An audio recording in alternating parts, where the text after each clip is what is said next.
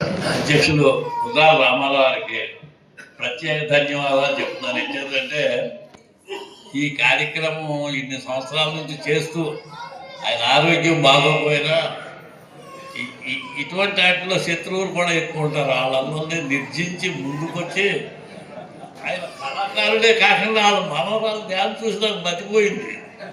కళ వాళ్ళ ఇంటి సొంతమేమో అనిపించింది నాకు. యాక్చువల్గా రామారావు గారి పరిచయం నాకు ఎప్పుడో 50 ఏళ్ళ నుంచి ఉంది. 50 ఏళ్ళ నుంచి పరిచయం ఉన్నా ఏదో ఆయన కళలు చేస్తున్నాడు అనుకుంటున్నాయి, కానీ ఇవాళ కళలో చూశాను. ఇకపోతే వీర్రాజు గారి విషయం ఏంటంటే, మా అబ్బాయికి 2 కాళ్ళ చిప్పులు అరిగిపోయింది. పెద్ద అబ్బాయి కృష్ణ అని ఊళ్ళో ఉంటాడు. ఆ మెడ్విన్ అయ్యి తిరిగితే 7 లక్షల రూపాయలు ఆపరేషన్ చేయాలన్నారు. లక్షలకి కొంచెం కంగారు పడి కేరళ అయ్యి తిరిగి వచ్చాడు. శ్రీశైలంలో మా గౌడ చౌల్ట్రీ ఉంది. ఆ చౌల్ట్రీకి కొంచెం గొడవలు వచ్చి కేఈ కృష్ణమూర్తి గారు వీళ్ళందరూ కలిసి ఒక మీటింగ్ అరేంజ్ చేశారు. ఆ మీటింగ్కి వెళ్ళినప్పుడు ఈ టాటా కృష్ణారావు మా అబ్బాయిని దయాస్ మీద పిలిచారు. అది ఎక్కలేకపోతున్నాడు. ఏంటంటే కాళ్ళు తేడా. ఇదేంటయ్యా నీ తాడేపల్లిగూడెం పక్కనే ఉంది కదా, వీర్రాజు గారు అక్కడికి వెళ్ళొచ్చు కదా అని చెప్పారంట. తీసుకొని చెప్తే 3 రోజులు ఆయన ఒక 9 ఎకరాల పొలంలో వనమూలికలన్నీ తయారు చేసి పెంచుతారు ఆయన. ఇప్పుడు రాళ్ళు వచ్చినాయి అనుకోండి, ఆకులు కడితే ఆ రాళ్ళు కరిగిపోతాయి కిడ్నీలో, అవన్నీ ఉంటాయి అక్కడ. ఆయన 3 రోజులు అక్కడి నుంచి మామూలుగా పంపించాడు. అప్పుడు నేను ఎప్పుడో తిరుపతి వస్తాను పుట్టినరోజుకి. ఇలాగ వెళ్తున్నారంటే ఎవరున్నారంటే నాకు అక్కడ ఎవరో ఒకళ్ళు ఉంటున్నారంటే ఎందుకు వీర్రాజు గారు తీసుకెళ్ళమంటే ఈయన తీసుకెళ్ళి ఈ దగ్గరికి వెళ్ళాక అవన్నీ చెప్పారు. నెక్స్ట్ 2వది అక్కడ మేము దేవుడి దర్శనం చేసుకోకుంటే మన ఊరే ఒక షావుకారు కాంప్లైన్ ఆయన పేరెవరో నాకు తెలియదు, వచ్చి నమస్కారం వెళ్ళాను. ఏంటండి అంటే కరోనా టైంలో అర్ధరాత్రిగా డేంజర్ అయిపోయి ఫోన్ చేశానండి, అప్పటికప్పుడు ఆయన ఏదో వైద్యం తులసి మొక్కలో ఏదో చెప్పి చేయండి అన్నారు. నాకు తగ్గిపోయింది, కరోనా తగ్గిపోవడం ఏంటని నాకు అనిపించింది. నేను అది విన్నాను.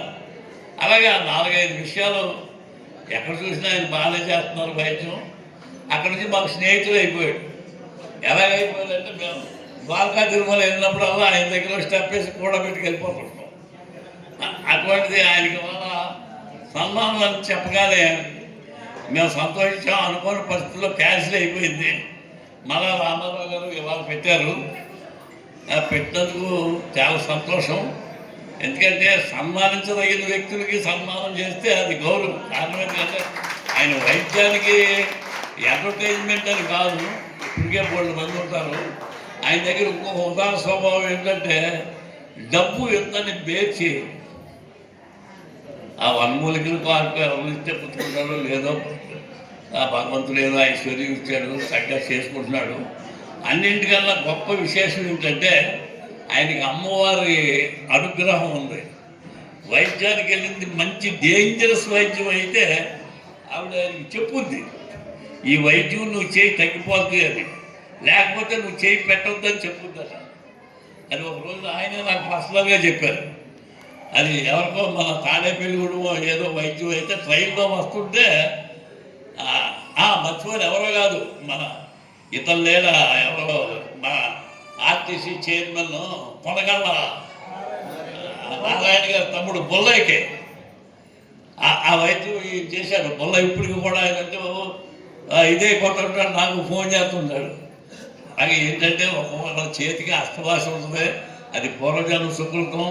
పూర్వం వనమూలికలు చేయి తెగిపోయినా కానీ రాత్రి కట్టుకుపోయేది. అంచేత యుద్ధాలకింత భీష్ముడికి వాళ్ళకి గజంలో దిగిపోయినా కానీ ఆయుధమైన రాసేసుకుని తెల్లారి బాగా వచ్చుకుని వెళ్ళిపోయేవారు. ఇప్పుడు ఆ వైద్యాలు పోయినాయి. మరి అంతే కదా.